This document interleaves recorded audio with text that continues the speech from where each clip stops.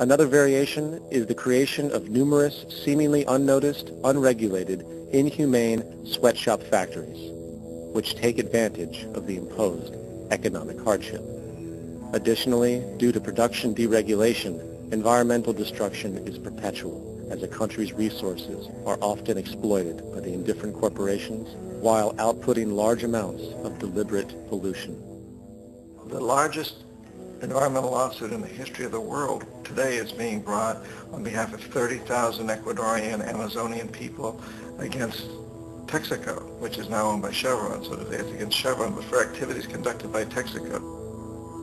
They estimate to be more than 18 times what the Exxon Valdez dumped into the coast of Alaska.